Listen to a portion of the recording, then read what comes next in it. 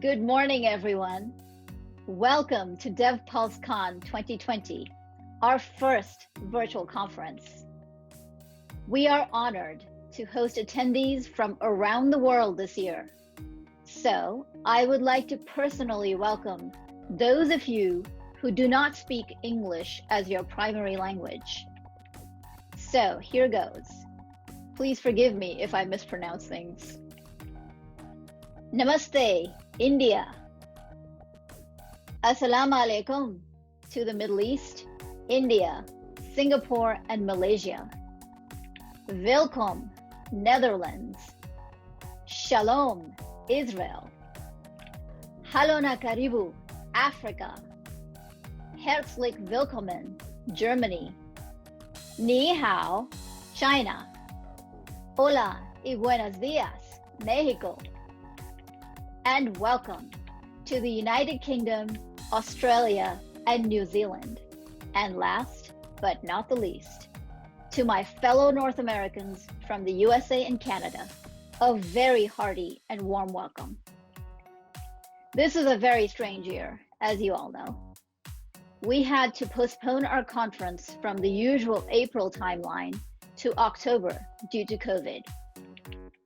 It has given us the time and the resources to bring together a fantastic lineup of keynote speakers, workshops on technical and product management topics, as well as panels on being the sole income earner and finding a path from engineering to product management. And to keep everyone from burning out from all the Zoom sessions and online meetings, we have streamlined 2-hour morning and afternoon sessions. All timings for our sessions for DevPulseCon are Pacific time. I wanted to take this opportunity to mention ThriveWise programs we provide to companies as separate standalone programs. We have our innovative Ally training for engineers and PMs, as well as our groundbreaking Safe Space program, which we are currently piloting at a prestigious Silicon Valley tech company in 2020 and 2021. Both of these new programs are in line with our mission to help improve workplace environments so that technical women can thrive in the workplace. So please do take a look at our programs on our website, thrive-wise.org. That is thrive-wise.org.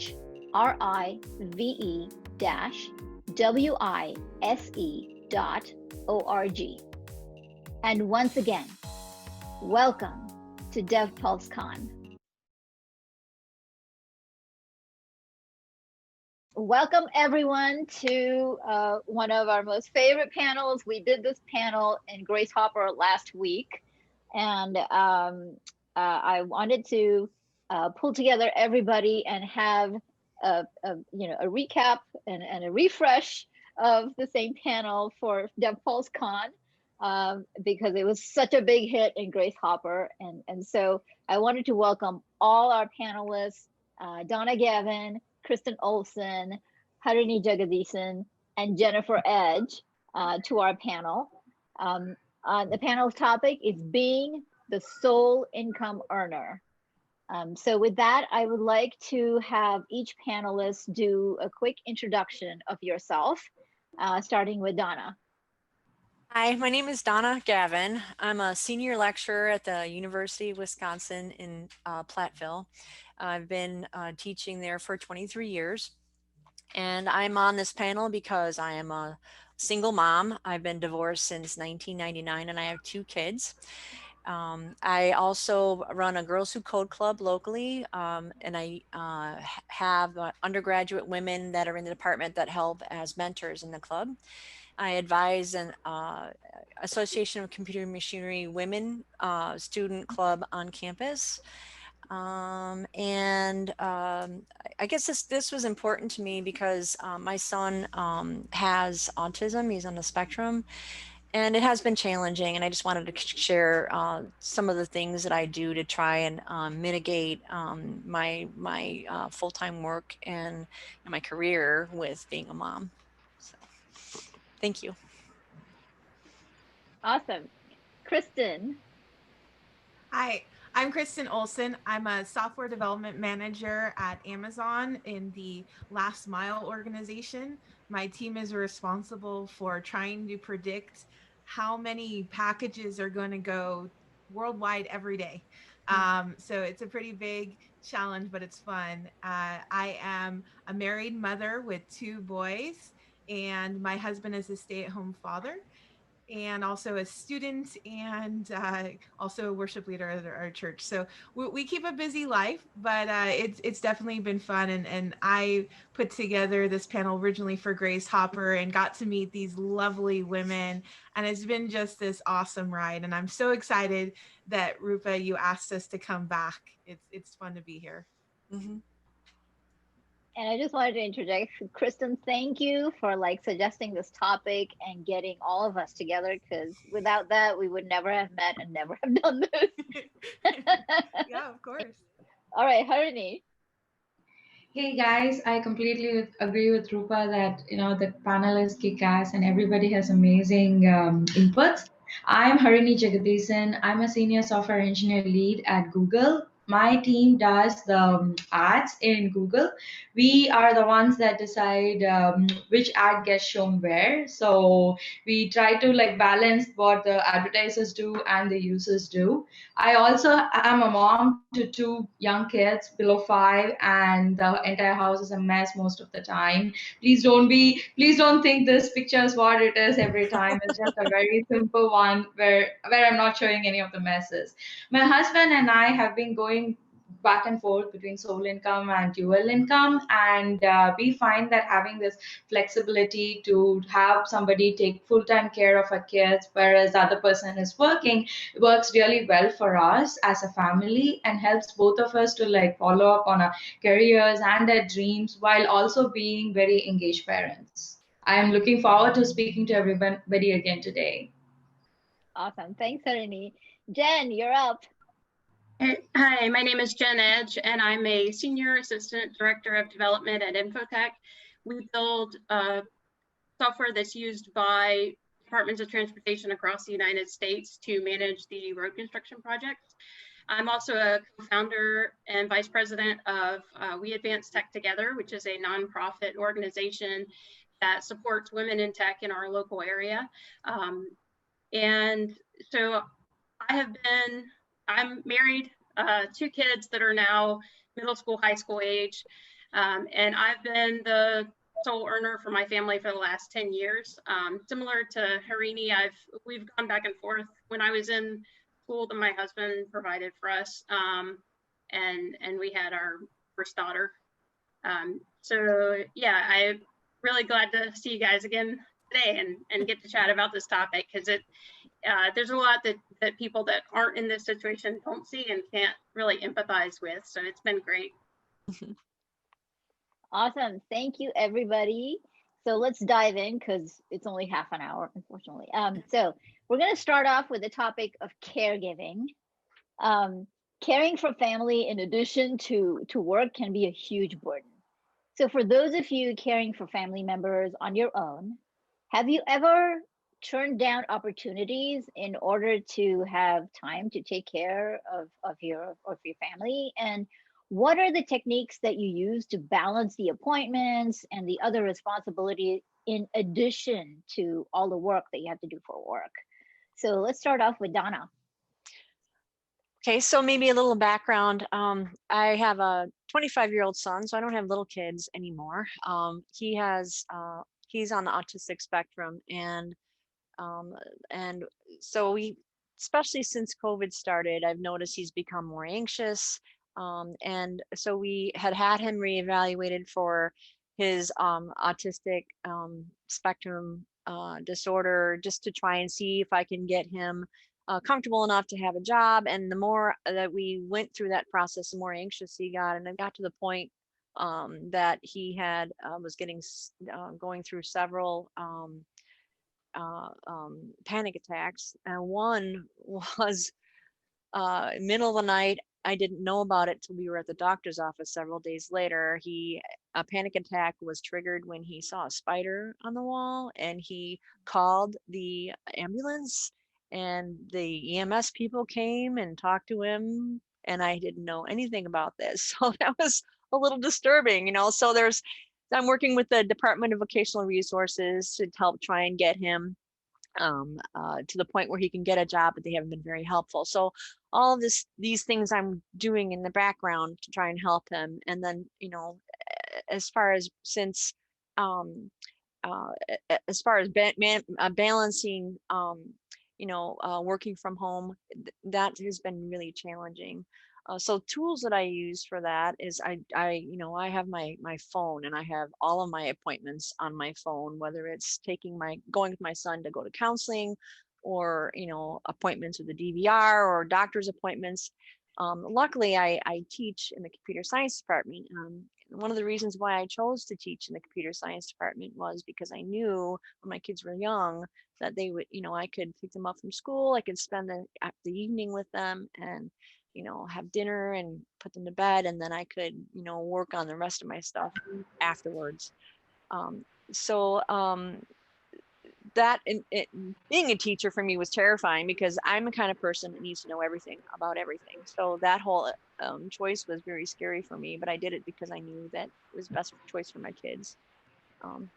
And then looking at, as far as turning down offers, yes, I've had job offers where I could have made more money, but it would have been in a 60-hour, 50-hour-a-week job that would not fit with me having kids and raising them. For me, that wasn't worth it. So, I had to make that choice on what's important for me. Is it more important for me to have that career? For me, I chose to be there for my kids first. And it really depends on you and what you decide and what your priorities are. So things that you can use or things that you should ask yourself is what's important to you. And then when you decide that, make sure that you know that you're not alone. You find, whatever employer that you have, make sure that you're reaching out to them, and reaching out to them early. If there's an appointment or something that you need to do, you can always ask them if you can use flex time to reschedule your hours. Maybe there's something they can do to help you with your time management. And then find your mentors, find your people who will advocate for you, that you can ask for help, and then advocate for yourself. Those things will really help you. At least they help me, learning how to manage, my job role, asking for more money, trying to advocate for myself, and having mentors really help me that way. So Awesome. Thank you, Donna. Go to Kristen. Kristen.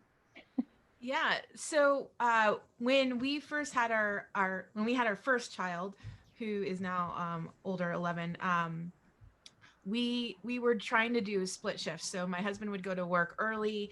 I was still working full time, so I'd work half my day at home, and then the other half in the office. And that, and then my husband would come, and watch and be with the kiddo after that. But one thing that we noticed was once they got to a certain age, me working at home and trying to watch the kiddo was just not gonna work. Like toddler age was just like, okay, there isn't a big enough like cage we could find to contain the energy, and he would just get into so much stuff. And so we put him into preschool, and so both of us could be working at that time. But what we noticed was once kindergarten happened, all of a sudden it went from full daycare to half daycare, and we had to figure out for us what was going to be the right solution. And then on top of that, I had started to work remotely full time, but doing all kinds of traveling in there. And it was tough when he was at home. My husband would be there, and my husband was trying to do school and work, and we're just like, look, we're at a place financially where we don't need to add in all of this stress in our life. Like we can have a little bit less income and have somebody watching the kiddo. And then I also instituted something that was really helpful for younger kids. This is especially great. If you've seen the Hue bulbs, they're programmable lights, and you can have them change colors. And what I did is I actually had a script on my computer where I wrote that would mark me as away on my computer, so I'm in a meeting, but would also update the Hue bulb, and I had it out in the living room so that the whole family could see mom's in a meeting, don't go in the door, like it's off limits. And that was really, really helpful, again, for pre-reading skill, pre-reading children and things like that. But there's just a lot of that goes on where if kids are in the house, especially during COVID, we've hit this where they don't think of you as working. They think mom's home and I can talk to them and I can ask questions, or if I need help with my schoolwork, ask mom. And I'm like constantly having to say, did you ask dad? Did you ask dad for help? Like they just think mom's home. So of course, they're used to kind of that experience. Before, when I was home, I tried to be present because I was gone so much. But I did have one situation where I had to decide if I wanted to continue in my job or not. I was working a job that took 80 to 100 hours a week of work, and I would also be traveling, and my kids were wondering when we went out to dinner on a Saturday night, they're like, are you working right now?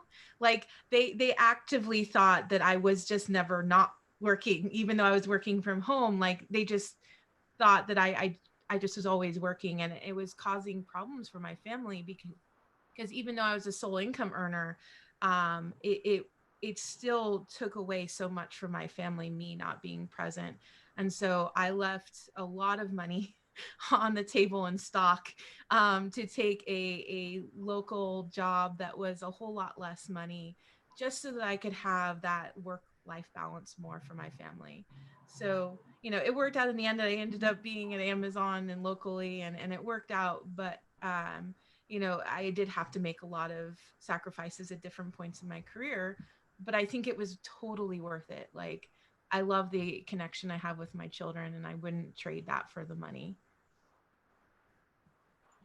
That is fascinating. I'm so happy to hear that you wrote a script that would whatever I can do to program my children. I mean, I'm a computer programmer at heart. Like, children are machines. Like, this works somehow. No, not always, but that does. I have a whole script that they wake up at certain times and they're supposed to clean their room when it changes different colors. I tried to program my children as much as I can.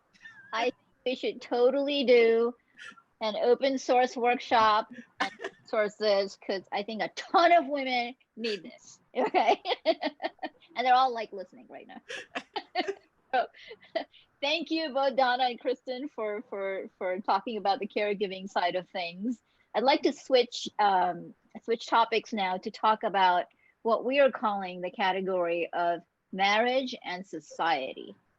Because as we all know, society has a huge impact on especially women and the roles that women should play and could play, etc.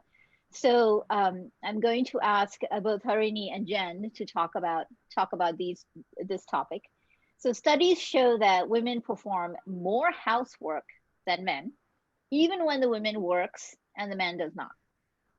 So for those of you who are married, is this true for your household? And what percentage of housework would you recommend each person take on? How do you handle the situation of the housework stuff? And then, the societal impact of expectations for both of you being sole income earners and moms. So can you talk about your experiences on this topic? So let's start with Harini. Hey guys, so when we got married and got together, we did not have like an equal split, because I had a lot of time in my hands and I enjoyed taking on a lot of chores, so it was good.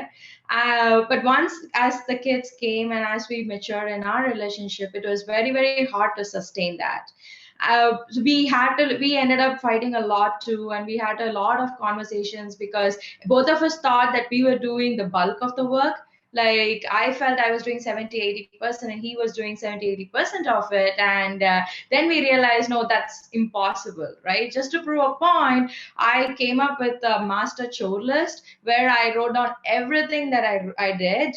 And my husband saw it and was like, wow, you're doing a lot. And then he started writing out everything he did, and I was beyond shocked because there were things that he had done that I didn't even think to be chores. For example, changing oil in a car, right? I never even thought that was a chore, but he had it in his calendar to go change it on a particular schedule and made sure the car worked and everything was really good.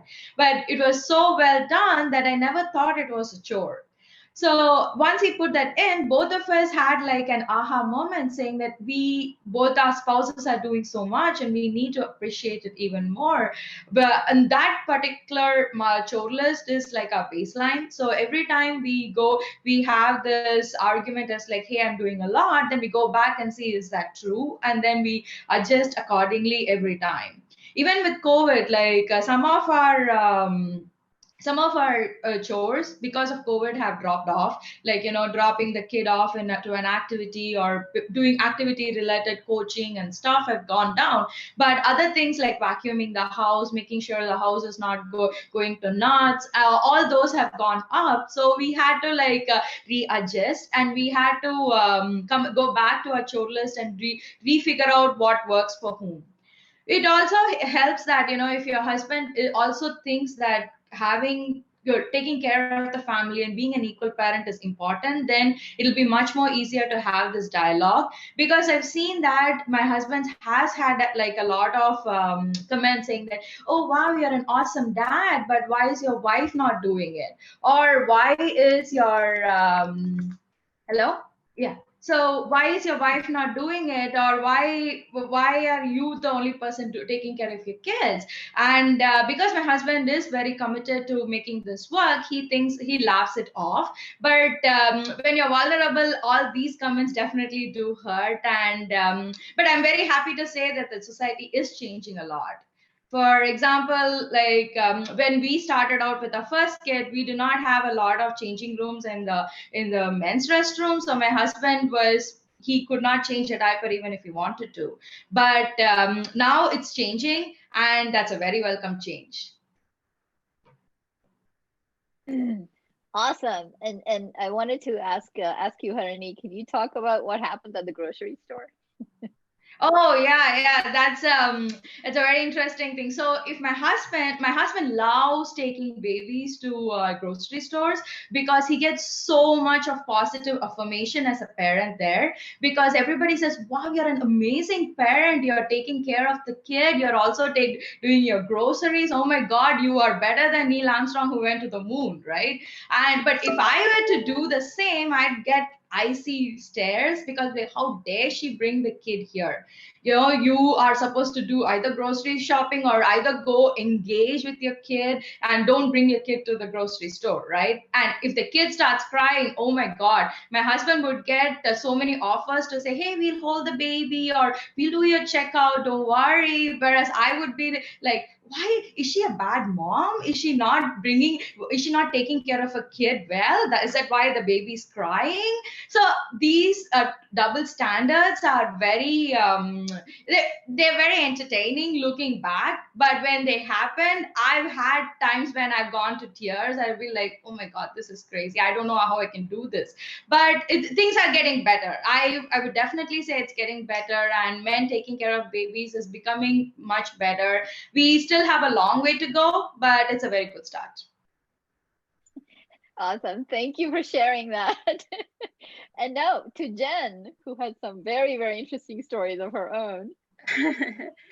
Yeah, so there's definitely kind of a double standard. One of the big ones I get is, if the kids were sick at school, then they would always call me. I could not get them to call my husband, no matter if I put him first on the list or said, no, I have a job and he's a homemaker, so please call him first. I always had to play messenger for that situation. One of the biggest ones is actually my husband's story. So it's when the kids were, maybe preschool age, and he would take my youngest daughter to the park, and it's, kind of during the school day hours. So it's just the stay-at-home moms and little kids playing at the playground. But he would just feel so watched the whole time, like he was going to go steal somebody. And it was really just, he's trying to take his kid to the park and let her socialize a little bit and play on the swings. But he always felt really uncomfortable because of the looks he got. And it was very clear that it was kind of a double standard based on him being a man at a public park with a little girl.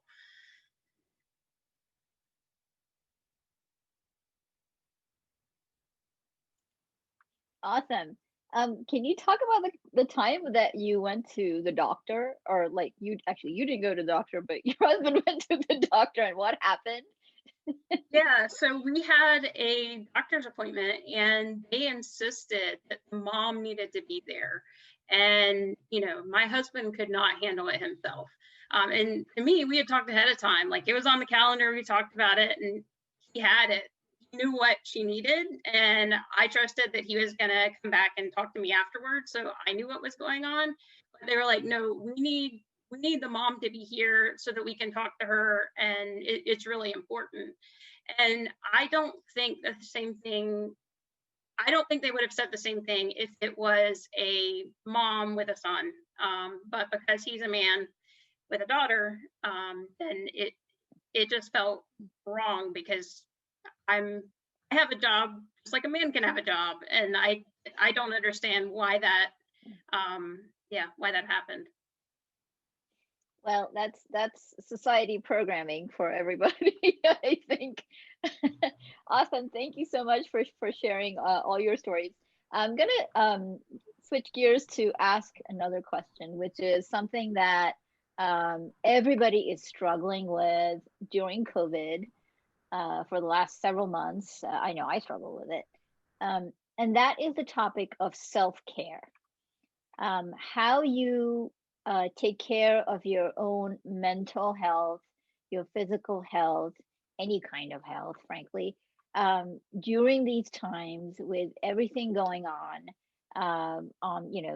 We had a huge death count in the U.S.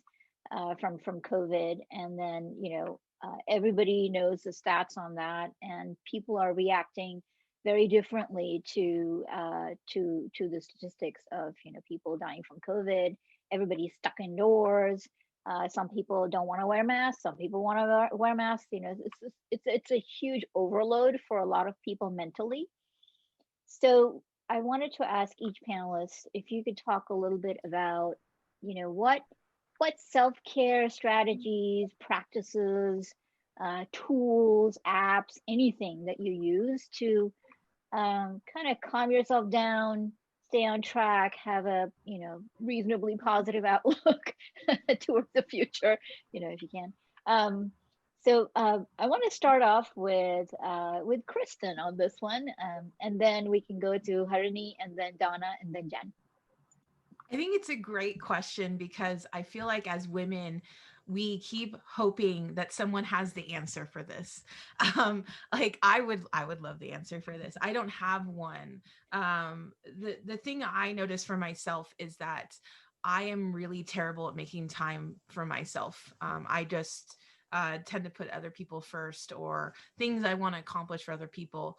I also don't like sleeping, and my husband has to be pretty much on my case a lot to be like, hey, you coming to bed? You coming to bed? And so I think that might be probably the only thing I've kind of done okay in, is that I'm a little bit better about getting to sleep.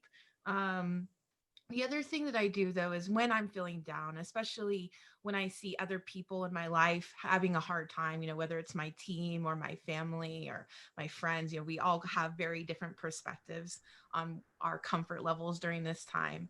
And the thing that has really been key for me there is that I love reading the Bible, and I read the Bible in the morning, and that really just helps set my day and the direction of where I head.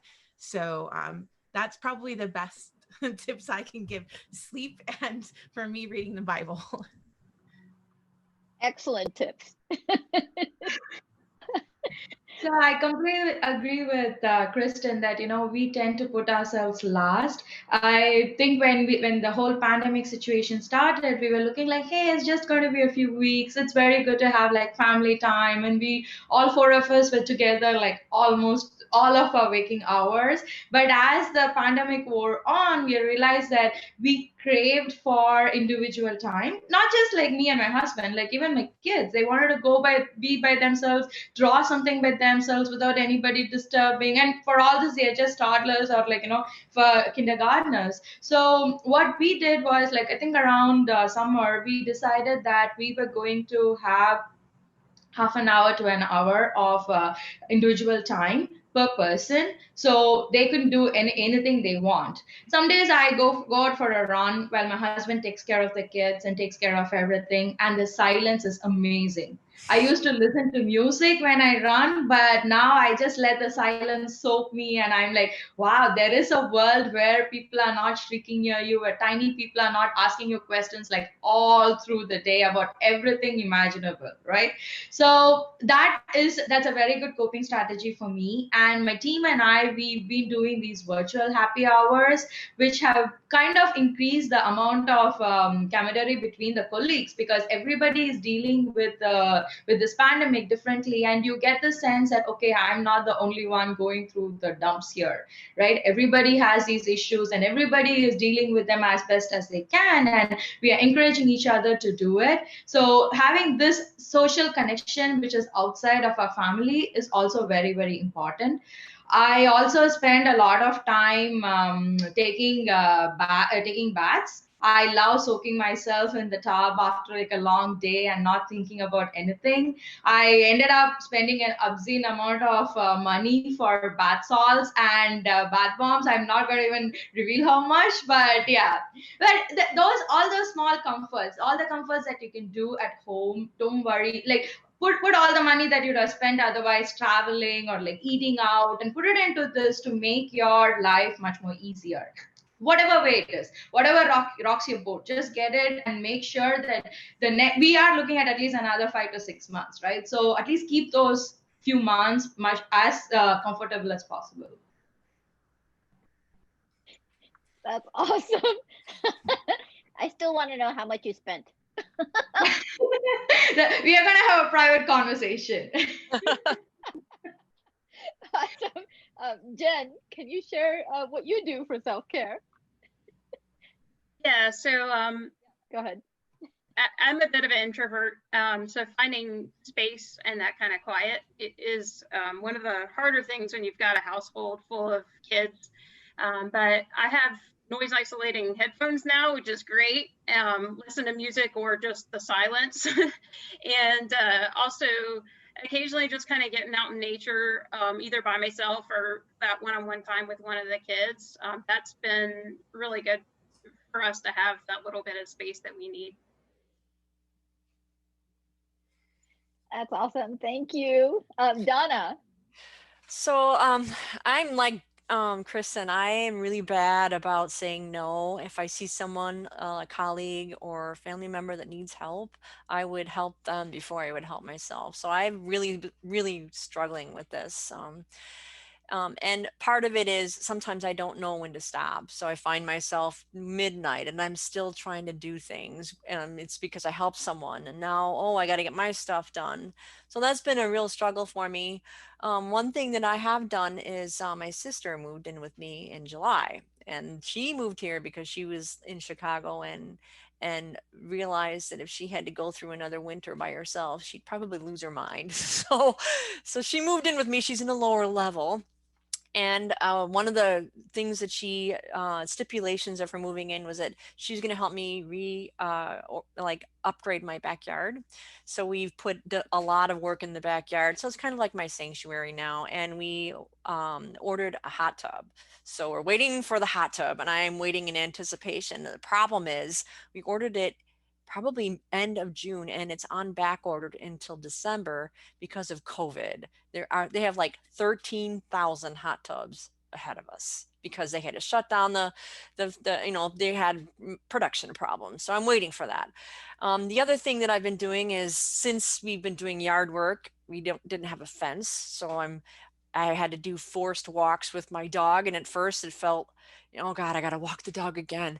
And then after I started doing it, I'm like, oh, time to get out of here. Let's go walk the dog. So it became something I really look forward to, and then I take my son or my sister for the walk, and even if it was just 15 minutes, it's just a time where I could just de-stress. And I'm like most of you, I'm an introvert. I need time reading a book or total silence to be able to really reset. So those are some things that I'm using. It's not perfect, but it's helping. Plus my sister has been great about coming in and saying, hey, have you eaten yet? Hey, let's go watch a movie. And I'm like, oh geez, it's 8 o'clock, I should stop. And I didn't have that before. So that really helps me too. It's having someone else looking out for me, so. That's great. And I gotta say, all of us are kind of introverts. So, and most of the audience is also introverts. So I think the fact that you're talking about things that have worked for you as introverts is really, really good and really, really appropriate. So thank you for sharing all your different strategies. One thing I wanted to add is, for me personally, the music aspect is huge. So I almost always have classical music playing in the background because it calms me down and keeps me sane, relatively sane, I think. I think we're out of time at this point, but thank you so much for being on the panel, for being here to share all your stories. And it was fantastic catching up with you again from Grace Hopper. And I'm really hoping that we could maybe do, a periodic panel session over the next several months to just see how things are going and give updates to our audience, because they're probably wondering, oh, is she still doing what she said she was doing? Is it still working? So I think we'll try to sync up again in the future to follow up on this. And so thank you again, and thank you to the audience for joining to hear all of us.